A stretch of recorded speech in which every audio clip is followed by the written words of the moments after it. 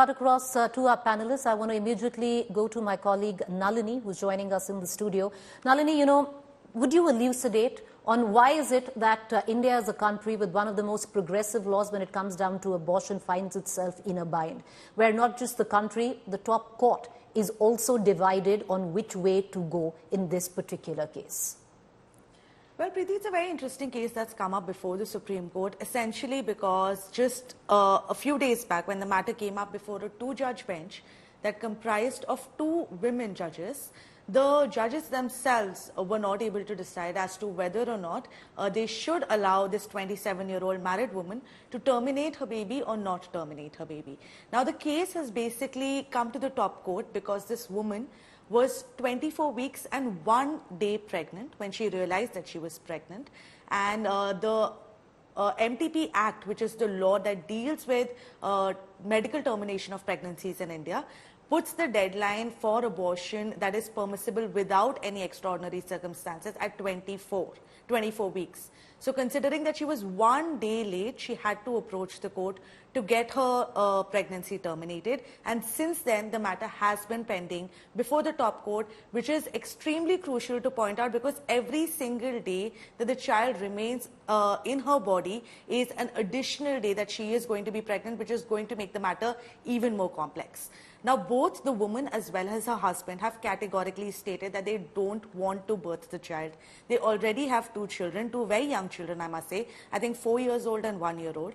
And along with that, the woman is not in a mental state. She suffers from a lot of mental issues that she does, so she does not want to birth another human being. In addition to the financial crisis that the family probably already is in, is what they've told the top court. But at the same time, the Supreme Court had first actually allowed her to terminate her pregnancy. They'd even passed an order to that effect, and they had asked a medical board at AIIMS to examine her. After the AIIMS medical board examined her, they wrote back to the government and they told them that during her examination, it was found that the fetus had a viable heartbeat. So the heartbeat needed to be stopped before the termination of pregnancy could be carried out, and that's why they'd written to the government. The government surprisingly came rushing back to the court saying that the fetus is viable is the opinion of the medical board at AIIMS, which is why the earlier order should be recalled.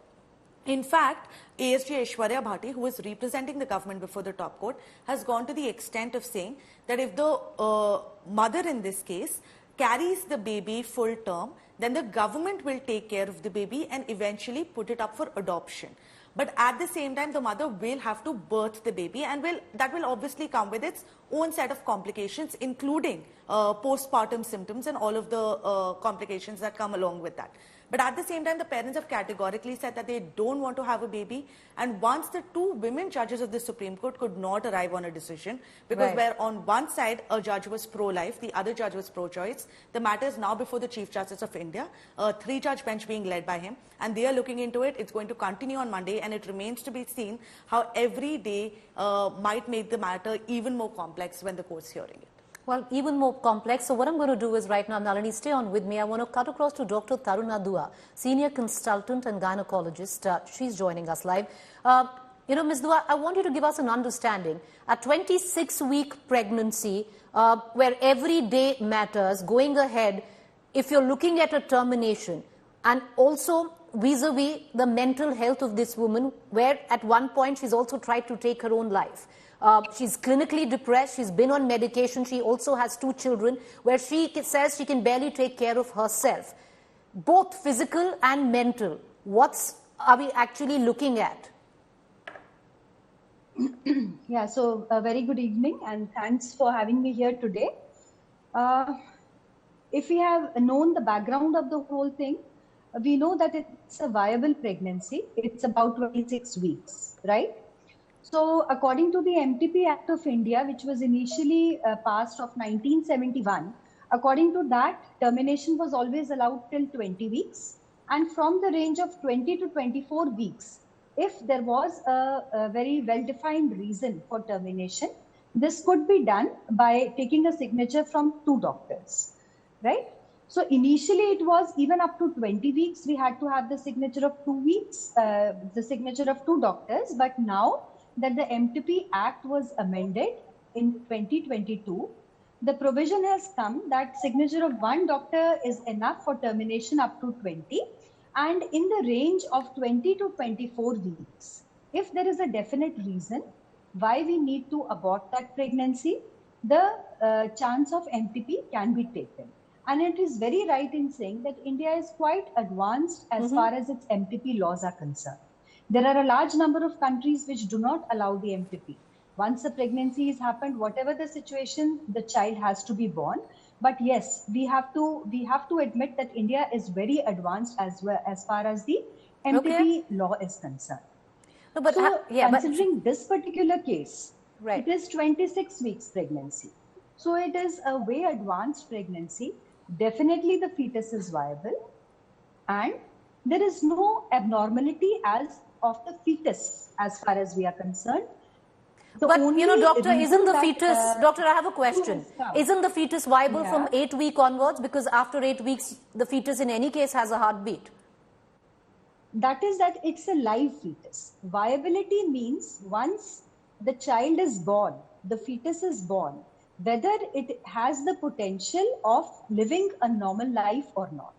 Because up to 20 weeks, definitely we used to consider, according to our old MTP Act, 20 to 24 was a gray zone. After 24 weeks, definitely the child is viable and child can be saved if supportive measures are given. But so there is a difference between a live and a viable child. Live is that the heartbeat is there. It will be live even at 8 weeks. It will be live at 15 weeks. But once we say viability means it should be able to remain alive once it has come into this world. So viability is only after 24 weeks. Right, doctor. And as of this case, it is about 26 weeks. So definitely if we give the supportive measures, there is a very high likelihood that the child will survive. Maybe it will have the complications of prematurity, but it is a viable pregnancy. All right, so it's a viable pregnancy, but in all of this, what one doesn't quite think about or has thought about is what the mother or the pregnant woman in this question wants, because it's, instead of using the word mother, it's better to use a pregnant woman, because she's very clear. She's adamant that she wants the pregnancy terminated. And that is where Trisha Shetty, having right over your own body, whereas pro-choice versus pro-life debate kicks in. See, there is a right of the mother. Trisha, ma'am, we are speaking to Miss Shetty. Go ahead, Miss Shetty. I want to go back to another quote of XYZ versus the state of Maharashtra, where a minor was allowed to terminate her pregnancy in the 26th week, when the courts considered her socioeconomic condition as well as the impact that the pregnancy would have on her mental health, right? So we must recognize that, yes, we're really grateful to be in a country like India where we understand the ever-evolving need for law to adapt to current socioeconomic circumstances of women. And I think, the courts here have always consistently, more often than not, done a good job when it comes to recognizing that right to liberty, which is personal liberty under Article 21 of the Constitution, protects a woman in terms of making fundamental decisions about her autonomy, about her reproductive choices. And we've seen it be reestablished time and again, then be it in 2021, where the amendment was made, as you rightfully highlighted, saying not just a mother, but any woman, right? Any woman and a partner must be protected, regardless of whether they are falling under the category of marriage institutions or not, to have right to reproductive care. Here, when the mother, when the woman and her partner are both saying, we are not medically fit, we are not financially fit to carry forward this pregnancy to term, and you're seeing an extenuating circumstance when the center is having to intervene, saying, we'll take care of your adoption, I think there is a certain level of insensitivity to not account for the mental turmoil and anguish that the woman will continue to be subject to. Right. Should she be forced to carry forward her pregnancy, right? Justice this did demand, why was there a delay of 27 weeks? But she's saying that she didn't anticipate getting pregnant right after the delivery of her second child. So I think we must paramount take into consideration who is carrying said fetus. We're talking about two people, the woman and her partner, who are currently very much alive. And if medical doctors permit a safe abortion in this case, I think we should consider that her right to choice should paramount the right of a fetus, if it is medically cleared.